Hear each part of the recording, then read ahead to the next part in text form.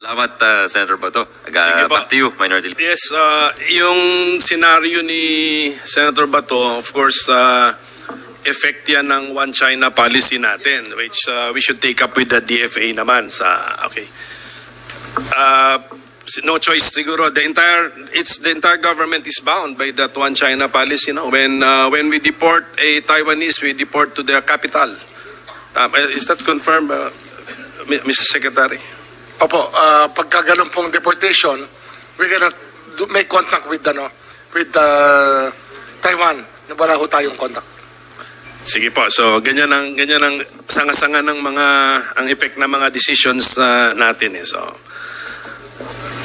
pero yun na nga. So that's for the DFA. Ngayon, since we are aware of this scheme, Mr. Secretary, so we should crack down on this scheme na that hindi naman siguro tayo willing party o hindi tayo nauuto dyan. So those deserving to be deported must be deported. But is it good policy that you cannot deport while there is a pending criminal? It's not actually just a criminal case. Sabi mo, even a pending criminal complaint, hindi nyo dinideport. So what does the law say? The law says it's a pending criminal case, hindi ba? We can amend it. Hindi ho, basta may criminal complaint po, sa law, hindi ho talaga dinidistinguish yung complaint tsaka yung case itself. What law are we referring to so our staff can research it immediately? It's Your Honor, it's a policy considering that the criminal case must take precedence in all other cases.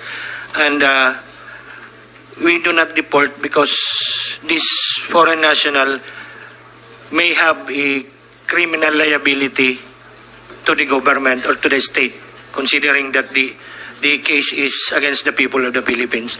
There are some also wherein there are legitimate criminal cases, but the foreign national wants to be deported so he can escape his criminal liability here. It's a reverse of the Mandami scheme. We also take note of that. There are cases when, example, a foreign national committed a crime who would ask for a voluntary deportation so he can escape his criminal liability. So on the basis of the primordial preference of the criminal cases over all other cases, we defer the deportation of the foreign national. There must be a legal basis. Immigration Act po, I think the Immigration Act applies. Sana the Immigration Commissioner can point to us the specific law and the specific section. Biblia niyo yan eh. Can you not give us the legal basis? Is it that we do not deport or we cannot deport? Sige, ano ang sagot doon? We cannot deport, Your Honor. What is the legal basis? The Commonwealth Act 613, Your Honor, under Section 37. Check na yung Section 37. Okay, so yan ang naging ugat ng ating nangyayari ngayon. We cannot deport according to our Immigration Commissioner. So, tama, we do not deport, may pending case pa. Okay, so, okay, but di ba, are foreigners entitled to plea bargaining? Also?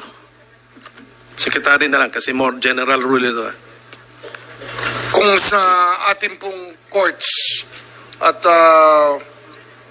basta allowed by the court yan, they may, I suppose correct, that they would be entitled to that also, sir. So can we encourage this para to shorten processes and then we send them back to their countries of origin? Kasi pagka nasentensyahan po sila, then it sets into motion another set of laws. Kaya we prefer to dismiss the cases and send them away para wala na hong record dito na mabibitin. Kasi may mga records po tayo ng cases na hindi po matatapos, wala hong closure pag umalis po sila at hindi sila nag-serve na sentence. So it can be more complicated, sir, I think. Imposible ba sa plea bargaining na the accused is benefited by not serving sentence but still being found guilty? It's possible, sir, Possible, if the yeah. penalties allow that, sir. Okay, so pag-isipan na lang natin yan. Kasi para may record din siya. Convicted criminal siya rito sa Pilipinas. Pero just to make it very clear, no? When we deport the foreigner, it doesn't mean kulong siya ron sa country of origin niya. Tama? He is Not a free, necessarily, he sir. can be a free person there in the country of origin. Yes, sir, he may be a free That's person. yun naman yung isang kapalit doon, baka hindi matuto. But the point is, sana naman tayo ang natuto. Sana if that person attempts to come back here, we have the Automatic blacklist. yes, we have the capacity, the system are in place, walang nakakalusot.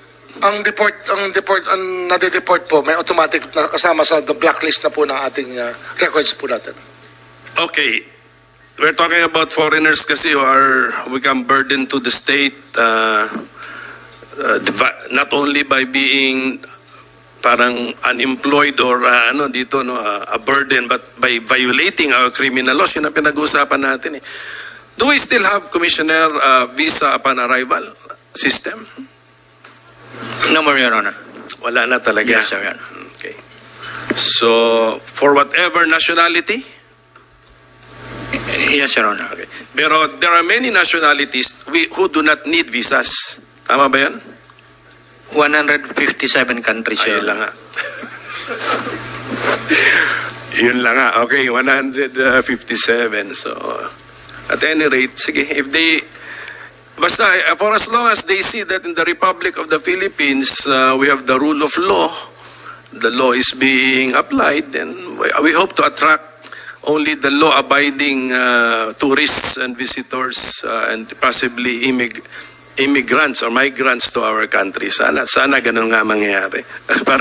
Okay, Senator Binay. With the permission of the Senate Minority Floor Leader, just to share lang to the body, parang meron ho kayong submission, meron ho kayong 18 na 5 years nang nakadetain sa center ng Bureau of Immigration. There's yung 4 years but less than 5 years, 5, and then 3 years but less than 4 is 23. Siguro ho, baka pwedeng tutukan na tong 18. It's been 5 years na pinapakain ho natin sila sa center. I suggest na, Sec, baka kailangan i-resolve na natin tong issue netong, lalong-lalo na tong 18 na to. Yes, ma'am. I will confer with the Immigration Commissioner about this. And the State Council will be directed to help Ano ho bang resolve charge this netong issue. 18? Some are drug cases, some are capital offenses, Your Honor. Sige po. And, thank you. Senator Binay is the author of the resolution to investigate the visa upon arrival practice, di ba? In the last Congress. Yeah, yun. pero to share with the minority, hindi na tayo visa upon arrival. Electronic visa na yung tinatry ngayon. And I don't know kung na-coordinate ito with the Bureau of Immigration. Yes, Your Honor. It's being implemented by the Department of Foreign Affairs. The role of the Bureau of Immigration is to be informed in advance of the issuance of that particular electronic visa. So we have a data sharing agreement with the DFA on this matter. Si DFAO would have access dun sa mga naka-blacklist or I would assume na may ganun hong data sharing. None, Your Honor. Bakit wala? So, posible ho pala na si DFA would issue a visa with kasi ho ngayon yung pilot is in China. So, there's a possibility na naka-blacklist. Nagpa-pilot na ho sila.